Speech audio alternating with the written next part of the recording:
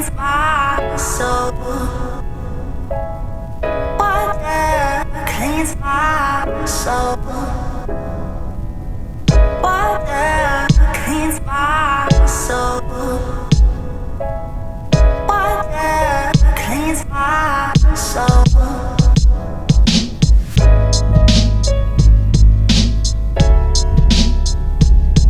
J'ai l'impression que ça fait une éternité que j'ai pas vlogué. En même temps, je dis ça, mais je crois que ça fait vraiment une éternité que j'ai pas vlogué. Bonjour à tous, ou plutôt bonsoir, parce que, ouais, comme vous l'aurez sûrement deviné, à cette luminosité, ma foi, vraiment pas terrible, je filme alors qu'il fait nuit. Mais j'ai une très bonne raison pour ça, c'est tout simplement parce que je participe à une nouvelle session du Club des Noctambules. Et oui, hein, pour les vlogs, on revient avec ce faciès. Écoutez, je doute de rien. Alors à ceux qui ne sauraient potentiellement pas ce qu'est les nuits des Noctambules, puisque je conçois tout à fait que tout le monde ne soit pas forcément au courant, c'est tout simplement une sorte de challenge littéraire que l'on a créé avec la copine Sab, que l'on anime depuis un petit moment avec, depuis quelque temps, Nathalie, qui consiste une fois par saison à s'accorder une nuit pendant laquelle on lit tous ensemble, une nuit où on ne fait que ça avec des petits défis, histoire d'engranger un maximum de points, le tout bien sûr dans la bonne humeur. Alors pour ceux qui seraient intéressés, bien sûr je vous laisserai le lien du groupe Facebook en barre d'infos, et puis je mettrai la vidéo de présentation du challenge dans le petit qui est à gauche à droite, je ne sais jamais de quel côté. Bref, toujours est-il que j'étais très heureuse aujourd'hui de me dire qu'enfin j'allais pouvoir reparticiper à une session, parce que je n'avais pas pu participer à la dernière et bah voilà, ça me manquait, l'ambiance du groupe, le fait de préparer un petit peu des défis, d'échanger avec vous, voilà, tout ça me manquait beaucoup. Et en plus de ça, bah, faut bien avouer que depuis l'arrivée de Petit Boy, j'ai beaucoup moins de temps pour lire. Du coup, la perspective de me dire que j'allais avoir une nuit juste pour moi, pour seulement bouquiner, j'avoue que ça me motivait quand même pas mal. Parce que bon, la lecture, parfois, ça me manque un petit peu. Enfin, je lis toujours, hein, mais peu autant que je voudrais. Et bon, c'est la vie, hein, il y a clairement plus grave, mais j'avoue que par moment j'aimerais avoir un petit peu plus de temps. Alors je l'ai déjà dit, hein, mais si vous regardez cette vidéo et que vous savez comment rallonger les journées, je suis preneuse.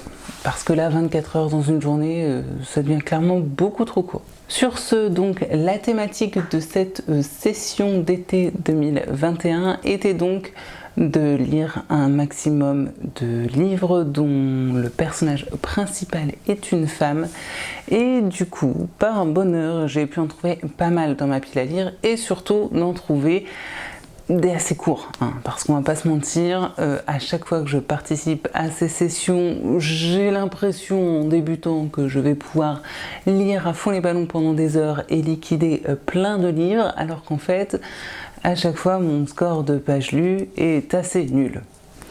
Mais bon, c'est comme ça, je le sais, donc maintenant, j'essaye d'être un petit peu plus stratégique et du coup, de sortir autant que faire se peut des bouquins courts. Et pour le coup, là, j'en ai vraiment trouvé des très courts, donc c'est parfait. Du coup, je vous montre tout ça tout de suite. Alors, programme de la soirée. En tout cas, programme potentiel. Je vais donc potentiellement m'attaquer, d'ailleurs, j'ai commencé, oui parce que en booktubeuse en carton, alors que j'organise ce challenge, je ne l'ai pas ouvert à 22 h à l'heure où il est censé débuter, mais plus tard. Voilà, parce que la vie, parce que j'avais des choses à faire, et parce que, accessoirement, il y avait aussi l'homme avec moi dans le salon, donc j'ai gentiment attendu qu'il aille se coucher. Donc voilà, ce qui fait que je suis un petit peu à la bourre, mais qu'en même temps, j'ai pu commencer un tout petit peu ma lecture. Et donc ce soir, je vais essayer de me faire Gwendy et la boîte à boutons de Stephen King et Richard Chizmar. Décidément, ce nom ne veut pas rentrer dans ma tête. Aux éditions Le Livre de Poche. C'est un roman très court, donc comme vous l'avez vu, je l'ai tout juste débuté. J'ai lu 30 pages. Autant dire que je ne suis pas très loin, mais bon, en même temps, comme il est très court, j'ai quand même bon espoir de le lire entièrement cette nuit.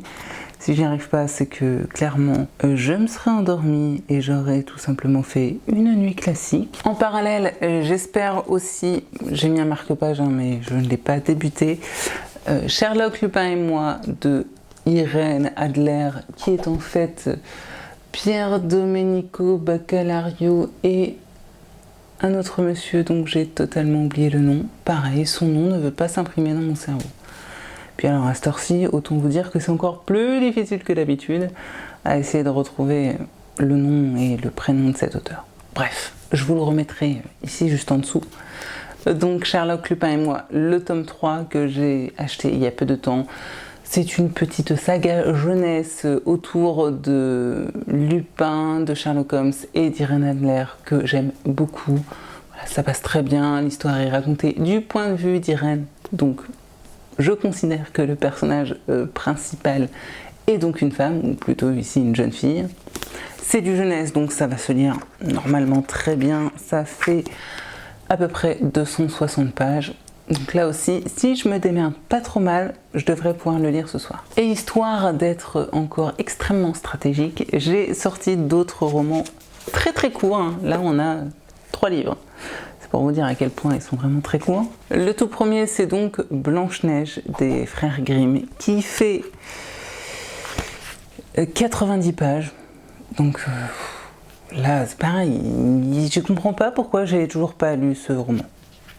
Aucune excuse. Dans le même délire, j'ai également sorti Alice au Pays des Merveilles, par bien sûr Lewis Carroll, toujours aux éditions Pocket, parce que là aussi, c'est un roman qui fait 120 pages. Pour moi, c'est même de la nouvelle à ce niveau-là. Donc pareil, ça va se lire très très vite. 2 classiques du genre que j'ai envie de découvrir depuis hyper longtemps, et je ne le fais pas, je ne sais pas pourquoi. J'ai bon espoir que ces histoires démontent bien comme il faut les films que j'adore. Enfin, quoique Alice au Pays des Merveilles, un peu moins, mais bon. Voilà, je suis une grande fan de Disney, mais je sais qu'ils ont bien édulcoré les histoires de base. Donc voilà, j'avais du coup très à cœur de découvrir un petit peu toutes les histoires et tous les contes qui sont à l'origine des Disney. Donc je vais commencer par cela parce que j'étais tombée dessus, mais j'espère pouvoir dans l'avenir du coup en lire d'autres. Et pour terminer avec les livres très très courts, j'ai également ressorti King Kong Theory de Virginie Despentes, que je suis censée avoir lu depuis un moment, hein, parce qu'il traîne, je sais pas si vous allez voir, mais là derrière j'ai des petits bouquins mis de côté, et il est dedans depuis, je pense pas loin de 6 mois. Et je crois que j'avais fini par l'oublier, du coup je l'avais toujours pas lu. C'est donc un bouquin qui fait ces petites 145 pages. De ce que j'ai compris, c'est une sorte d'essai féministe. Voilà, j'en sais pas trop plus. Je vous avoue que je pars avec quelques a priori, mais on peut avoir une bonne surprise. Donc voilà, je vais essayer. Je doute de réussir à tout lire ce soir, mais si c'est le cas, franchement, je serais trop fière de moi. Donc voilà, programme potentiel de la soirée, 5 bouquins, tous avec bien sûr des femmes au centre des histoires. Donc je vais m'y attaquer de suite. Je voulais reprendre Gwendy et la boîte à boutons, mais je pense que je vais plutôt partir vers du Sherlock. Ouais, j'ai bien envie d'un petit jeunesse, ça fait très longtemps et... Voilà, je pense que ça va me faire du bien au cerveau, ça va pas me demander trop de concentration, ça me paraît pas trop mal. Sinon, est-ce que j'ai pour objectif de tenir de 22h à 8h du matin? Non. Enfin, si, en soi, j'ai ça comme objectif, mais est-ce que je m'en crois capable? Très moyennement. On va pas se mentir, je doute fort d'y arriver. Qui plus est, sans faire de sieste ou de micro-sieste entre les deux. Là, ça relèverait vraiment du miracle. Côté accompagnement, comme d'habitude, j'ai ma compagne poilue qui est juste là à côté, que vous ne voyez pas, mais qui, je pense, ne va pas me lâcher de toute la nuit, comme d'habitude. Petit boy, quant à lui, est couché et normalement, je devrais être tranquille jusqu'à approximativement 6h du matin. On croise les doigts.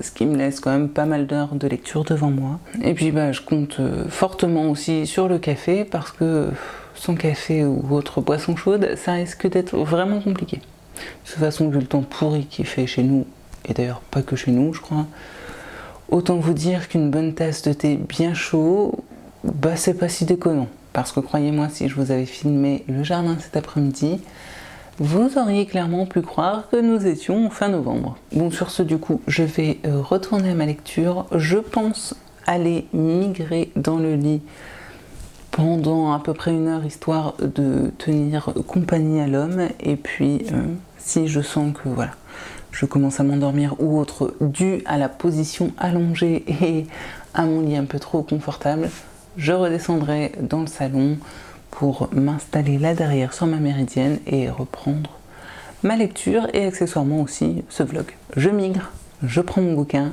j'avance dans ma lecture et je reviens vers vous dès que j'aurai avancé et que j'aurai des choses intéressantes à vous dire.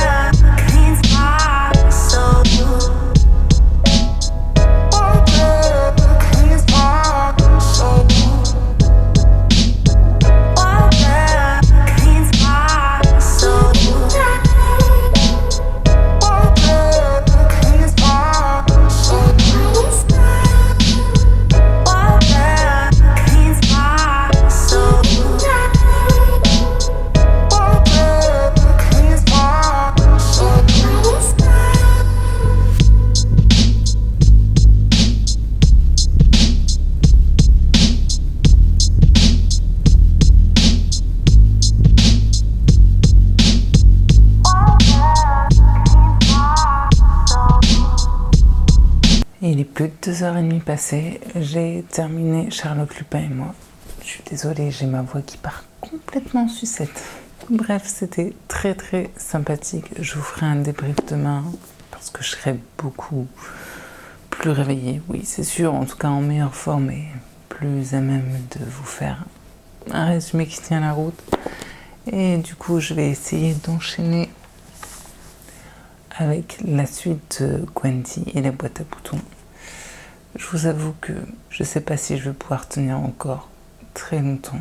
J'avais oublié à quel point c'est difficile de rester éveillé la nuit et encore plus quand on a des journées extrêmement chargées et un enfant en très très très bas âge. Ouais, c'était peut-être pas le meilleur des plans là. Je dis ça, mais je suis ravie pour une fois de vraiment prendre du temps pour moi, pour lire, même si c'est au milieu de la nuit et que c'est pas forcément ce qu'il y a de plus facile à faire. Bref, toujours est-il que je suis très contente d'avoir du coup terminé au moins un roman cette nuit. Je vais essayer d'en terminer un deuxième. Et je vous reprends dès que j'aurai avancé ou alors dès que je serai vraiment en phase de ne plus en pouvoir et de rejoindre mon lit. Ah oui, vous l'aurez remarqué, hein, il y a un petit moment que j'ai opté pour l'option je passe en pyjama parce que c'est quand même beaucoup plus agréable. Puis de toute façon, quitte à avoir une tête de demeuré, bah autant y aller jusqu'au bout et d'assumer le look je suis en pige et je ressemble à rien. Ah, je vous l'ai dit, hein, le vlog d'aujourd'hui c'est vraiment à la bonne franquette.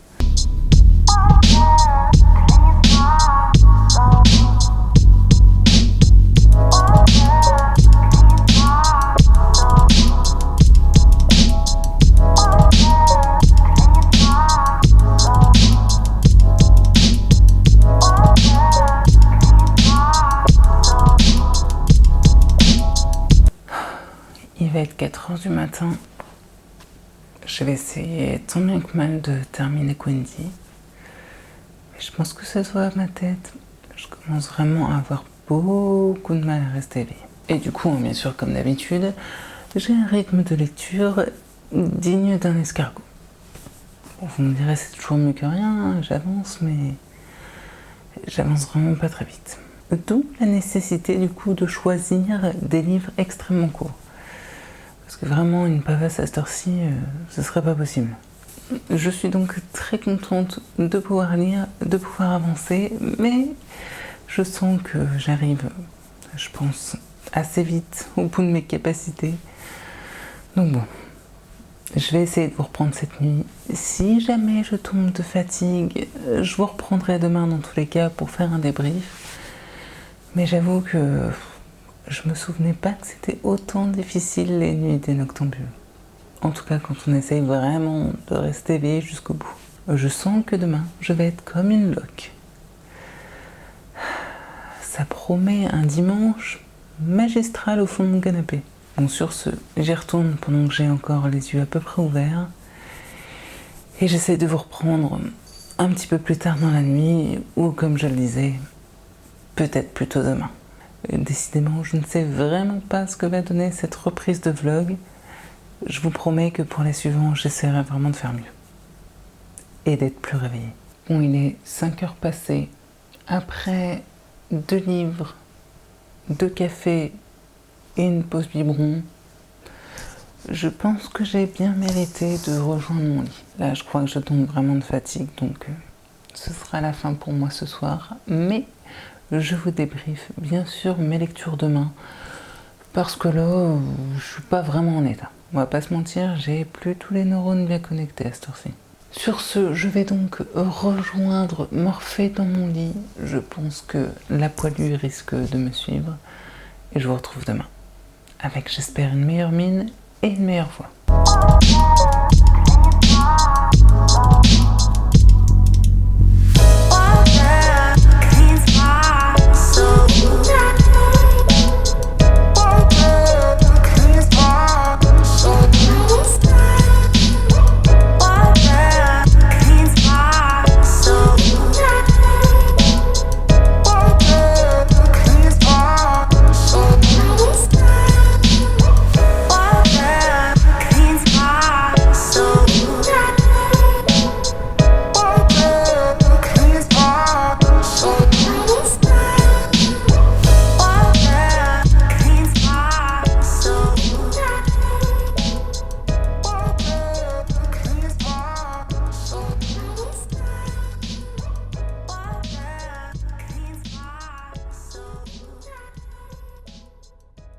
Je vous retrouve le lendemain comme prévu. Nous sommes donc le dimanche 22 août, si je ne m'abuse.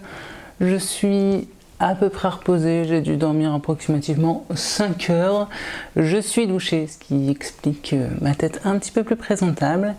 Et si vous entendez des bruits de bébé, c'est normal, parce que bébé est juste à côté et il dort à moitié. Alors vous m'excuserez, il n'est pas impossible qu'il se réveille entre deux, donc bon, je vais essayer de faire au mieux entre 2 siestes. Revenons du coup sur mes lectures que j'ai pu faire cette nuit. Alors, comme je le disais, j'ai donc pu lire 2 romans, un roman jeunesse et un roman plutôt adulte. Je vais commencer du coup par vous parler du tome 3 de Sherlock, Lupin et moi, qui est une on va dire une saga policière jeunesse que j'aime beaucoup, dont je vous ai déjà parlé plusieurs fois sur la chaîne.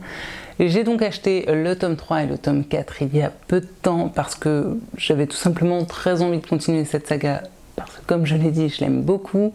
Et j'ai donc décidé de me faire ce petit tome 3 durant cette nuit des noctambules, puisque l'histoire, comme d'habitude, est racontée vraiment du point de vue d'Irène Adler, qui écrirait ses aventures qu'elle a pu vivre dans sa jeunesse avec Sherlock et Lupin dans son journal intime. Désolée si ma voix part un petit peu en sucette, c'est le résultat de cette presque nuit blanche. Toujours est-il donc que dans ce tome 3, on se retrouve à Londres, une ville, vous le savez si vous suivez la chaîne, que j'adore, avec notre trio infernal qui va devoir, on va dire, élucider un message codé qui est apparu dans le Times et qui semble correspondre à des meurtres. Bon alors, comme je le disais, j'adore vraiment cette petite saga jeunesse et je crois même pouvoir dire que pour le moment, ce tome 3 est celui vraiment que j'ai préféré de la saga, en tout cas celui que j'ai trouvé étant le meilleur. C'est donc avec une certaine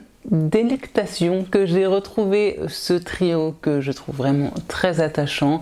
J'aime toujours autant Irène, mais j'aime encore plus Lupin et surtout Sherlock. D'ailleurs, à ce propos, il m'a semblé que dans ce tome 3, Sherlock était, dirons-nous, un petit peu plus mis sur le devant de la scène que ses petits camarades, et vous vous en doutez, ce n'était absolument pas pour me déplaire. Et d'ailleurs, dans ce tome-ci, j'ai retrouvé pas mal de références aux œuvres de Conan Doyle, et du coup, si on suit la logique, je dirais, de ces romans, on y retrouve par conséquent pas mal de références sur ce qu'est censé devenir Sherlock par la suite. Alors oui, on est d'accord, je ne suis pas certaine que les jeunes lecteurs, puisque c'est recommandé à partir de 10 ans, que les jeunes lecteurs verront, eux, toutes ces références, mais en tout cas, moi, en tant qu'adulte, j'ai trouvé ça vraiment sympathique. Autre point très positif, j'ai trouvé que tout ce qui était la part de mystère et d'énigmes était très bien dosé pour le public visé. Et d'ailleurs, autre chose que j'adore et que j'ai déjà souligné avec les tomes précédents, c'est que tout simplement cette saga littéraire jeunesse est, je trouve, très bien écrite. Preuve donc que le roman jeunesse ne doit pas forcément être synonyme d'écriture simpliste ou d'histoire survolée. Ici, ce n'est pas du tout le cas. Je trouve que la plume des deux auteurs est intelligente et je dirais presque même stimulante pour les jeunes lecteurs. Et puis comme je l'ai dit, en plus de ça, ce tome 3 se déroule à Londres. Autant vous dire que j'étais ravie de me replonger dans cette ville qui me manque beaucoup trop depuis que ce fucking Covid est ici. Ouais, parce que là, je sais pas quand est-ce qu'on va pouvoir y remettre les pieds, mais à mon avis, pas tout de suite. Sans compter aussi Petit Boy à côté. J'ai pas fini de lire des romans qui se passent à Londres, histoire de compenser un petit peu mon manque de cette ville, je crois. Heureusement que les bouquins sont là du coup. En résumé, tous les ingrédients étaient réunis pour que je passe un très bon moment de lecture et ça a été le cas. Et en plus de ça, la toute dernière page nous laisse sous-entendre l'introduction prochaine d'un personnage que j'ai vraiment très hâte de voir mise en forme et mise en vie dans cette saga. Vraiment, je ne cesserai de le dire, mais pour moi, c'est vraiment une très bonne saga policière jeunesse, faite d'aventures, de personnages touchants et intéressants. D'ailleurs, en parlant de personnages, dans ce tome-ci, on en apprend un petit peu plus sur Irène et on nous introduit le fait que dans les tomes suivants, on apprend encore un peu plus sur elle et qu'elle risque de subir une sorte d'évolution dans son personnage. Donc j'ai très hâte de voir ce que les auteurs nous réservent à propos de tout ça. Vous l'aurez donc compris, tous ces éléments font que j'ai très envie de me jeter sur le tome suivant et franchement me donner envie de continuer rapidement une saga jeunesse alors que je ne suis absolument pas la cible à la base. Personnellement, je trouve ça plutôt assez fort. Si je ne suis donc pas la cible type de ce roman, il n'en reste pas moins qu'à chaque fois je passe un très bon moment de lecture. Et puis, je pense aussi que si j'ai encore plus apprécié ce tome 3, c'est parce que j'ai eu le sentiment qu'il était peut-être un petit peu plus sombre que les deux précédents et à ce titre, ça m'a un petit peu rappelé justement la saga Harry Potter, vous savez, qui au fur et à mesure des tomes se fait un peu plus sombre, un peu plus mature. Et bien là, c'est doucement le sentiment qui est en train de se mettre en place avec Sherlock, Lupin et moi.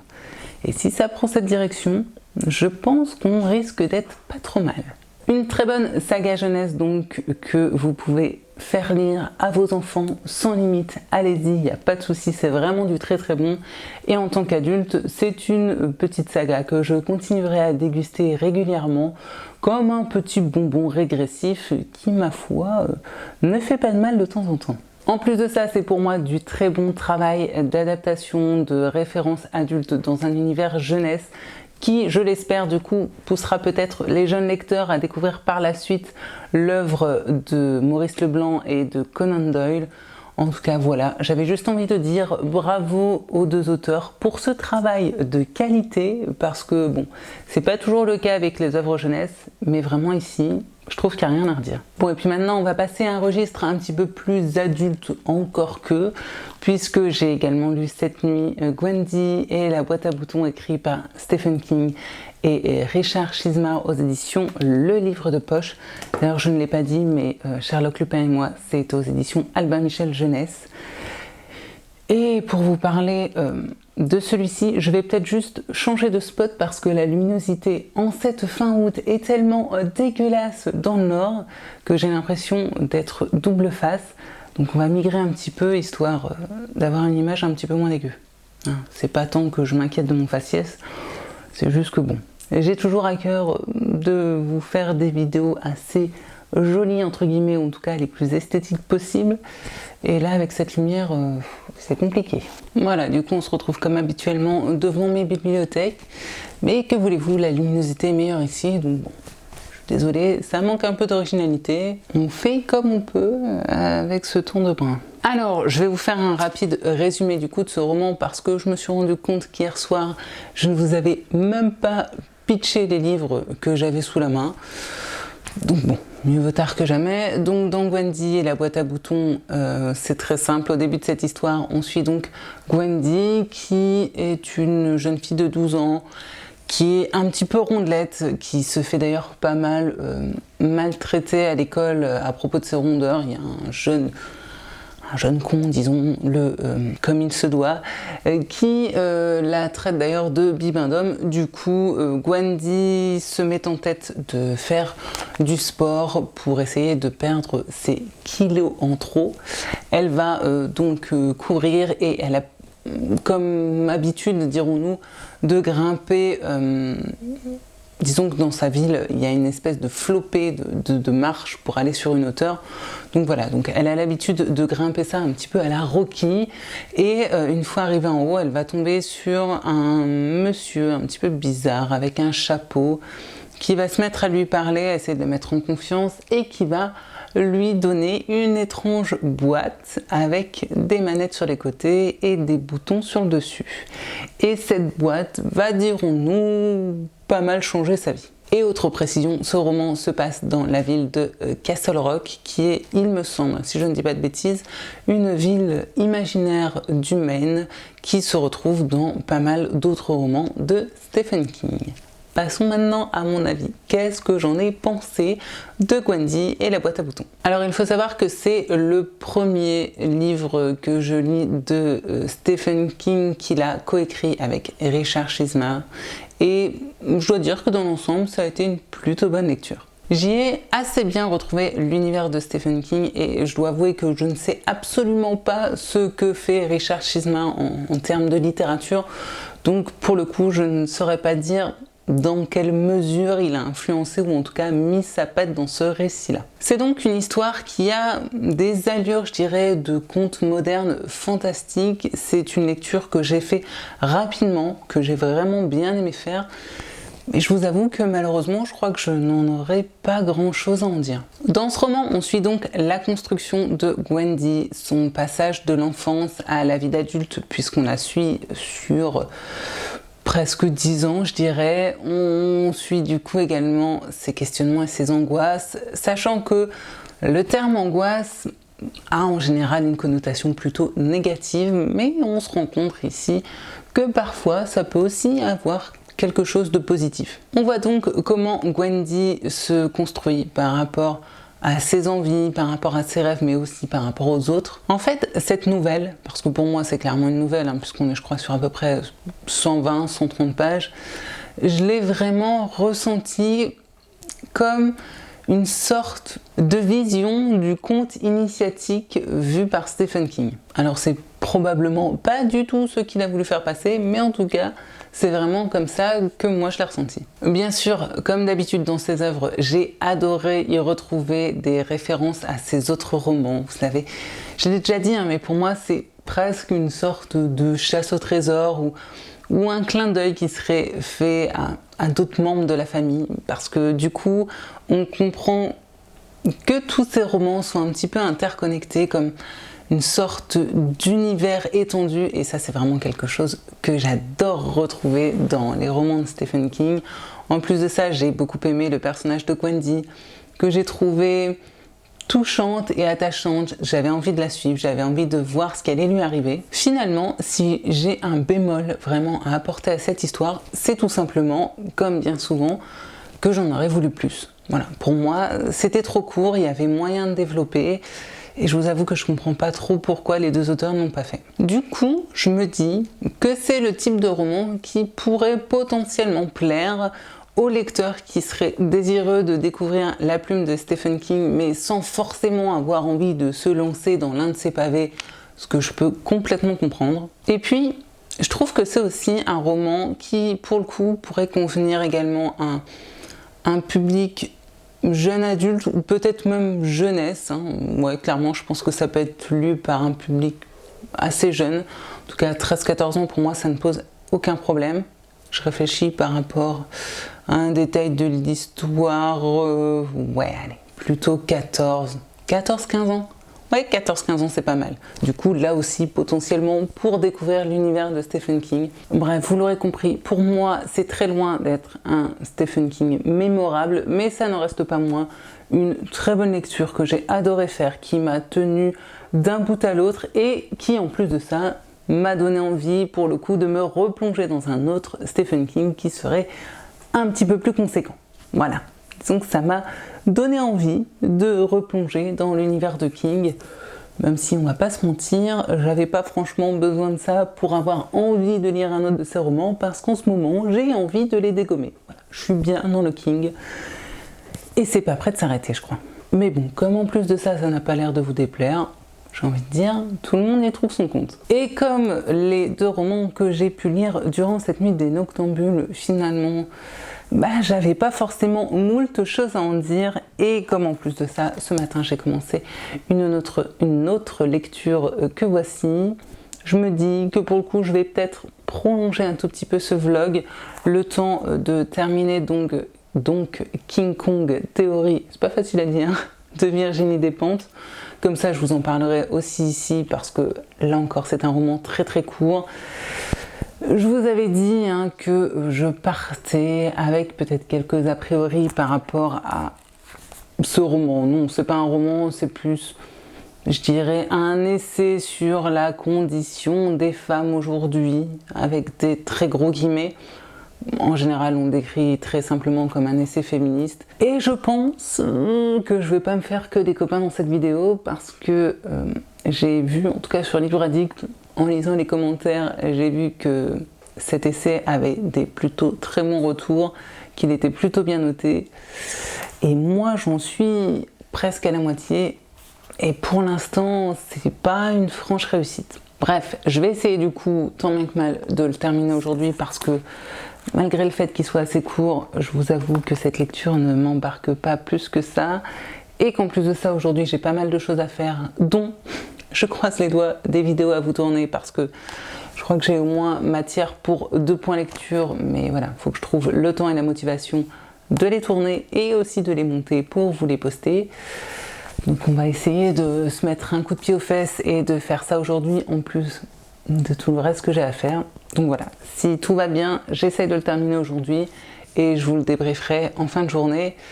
Mais bon, il y a quand même peu de chances pour que je ressorte vraiment enjaillée de cette lecture. Ça y est, je reviens enfin vers vous pour clôturer ce vlog, et comme je m'en doutais un peu, je vous avoue, je ne le clôture pas le dimanche, mais bien le lundi, tout simplement parce que hier, j'ai eu très peu de temps pour lire, et en plus de ça, il faut bien avouer que j'ai eu un petit peu de mal à arriver à bout de King Kong Theory.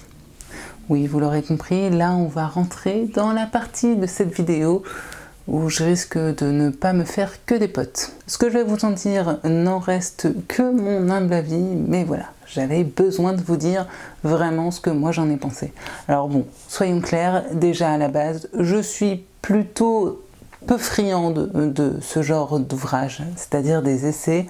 Quant à Virginie Despentes, il y a certains de ces romans que j'ai adorés et d'autres que pour le coup j'ai plutôt détestés. Du coup, je me doutais un petit peu de ce que j'allais trouver dans ce livre, et si j'aurais adoré me tromper, Malheureusement, dans l'ensemble, mes préjugés ont plutôt été confirmés. Alors, je ne vais pas tourner autour du pot pendant 3 heures. Je sais pertinemment que je ne vais pas me faire que des amis parce que, je l'ai bien vu, apparemment, cet essai a plutôt été plébiscité dans l'ensemble. Mais pour ma part, je n'ai franchement pas accroché.